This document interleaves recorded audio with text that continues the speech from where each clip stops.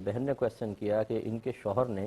ان کو 2 طلاقیں دیں، پھر یہ کہتی ہیں میں بھی بڑے غصے میں تھی تو میں نے ان سے خلا مانگا۔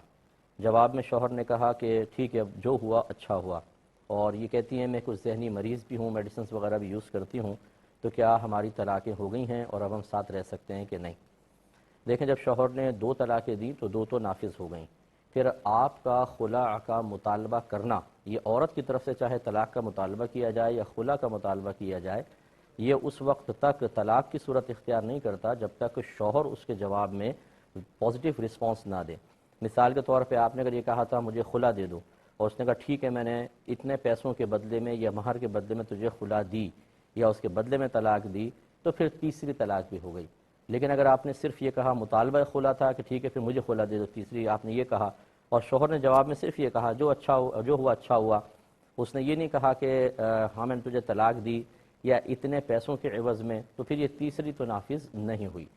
کیونکہ یہ اچھی طرح یاد رکھیں کہ بغیر پیسوں کے جو طلاق دی جاتی ہے اس کو طلاق کہتے ہیں، اور پیسوں کے بدلے میں طلاق دی جائے تو اس کا نام خلع ہوتا ہے۔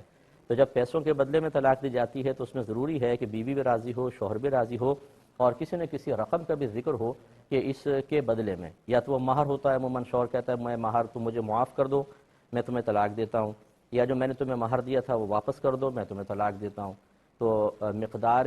مہر کے اوپر خلع ہوتا ہے، یا ویسی کوئی رقم طے کر لیتے ہیں، بیوی کہتی ہے 5 لاکھ تم لے لو میری جان چھوڑ دو، وہ کہتا ہے ٹھیک ہے میں خلع دیتا ہوں، تو یہ اس طرح۔ اب چونکہ آپ نے تیسری طلاق کا جو خلع کے مطالبے کا ذکر کیا اس میں کوئی ایسے پیسوں وغیرہ کا ذکر نہیں ہے، شاید آپ نے سوچا ہوگا کہ میں مطالبہ کر رہی ہوں تو یہ بھی طلاق ہوگی، تو اس طرح پھر تیسری طلاق تو نہیں ہوگی، لیکن اس پوری تفصیل کی روشنی میں آپ اپنے مسئلے کو ضرور دیکھ لیں۔ چنانچہ 2 تو ہو گئیں، اور تیسری آپ جب معلوم کریں گی تو اس کے بدلے میں نتیجہ آئے گا۔ اگر شوہر نے جواب میں کچھ یس نہیں کہا تھا، کوئی رقم طے نہیں ہوئی تھی، تو تیسری نہیں ہوئی۔ اب یہ 2 طلاق کے بعد اگر آپ لوگ ساتھ رہنے لگے ہیں میاں بیوی کی طرح، تو آپ کی بالکل رہنا صحیح ہے، کیونکہ جیسے ہی 2 طلاقیں ہوئیں عدت اسٹارٹ ہو گئی تھی، اور اگر لفظ طلاق سے جیسے آپ نے کہا شوہر نے طلاق دی ہے تو اس کو طلاق رجعی کہتے ہیں۔ عدت شروع ہو جائے، دوران طلاق شوہر بغیر نکاح کیے اپنی زوجہ کو اپنے ساتھ رکھ سکتا ہے، یعنی نکاح فوراً نہیں ٹوٹتا، عدت چلتی ہے، نکاح قائم ہے۔ ہاں اگر عدت گزر گئی تھی،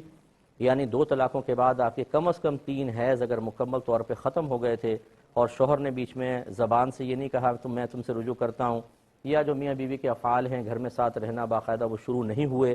تو پھر یہ نکاح ختم ہو جائے گا۔ اب آپ دوبارہ نکاح کر کے ساتھ رہ سکتے ہیں کیونکہ 1 طلاق باقی ہے۔ لیکن یاد رکھیں کہ جتنے طلاقوں کے بعد پھر آپ رجوع کرتے ہیں وہ طلاقیں واپس نہیں آ جاتی، وہ چلی گئیں، تو 2 طلاقیں ہو گئیں اور 1 طلاق کا حق رہے گا اگر دوران عدت شوہر نے رجوع کیا، یا بعد عدت نکاح سے آپ ساتھ رہنے لگ گئیں۔ اب زندگی میں کبھی بھی 1 طلاق دے گا تو پھر آپ کی 3 طلاقیں پوری ہو جائیں گی، پھر حلالہ کے بغیر کچھ نہیں ہو سکتا۔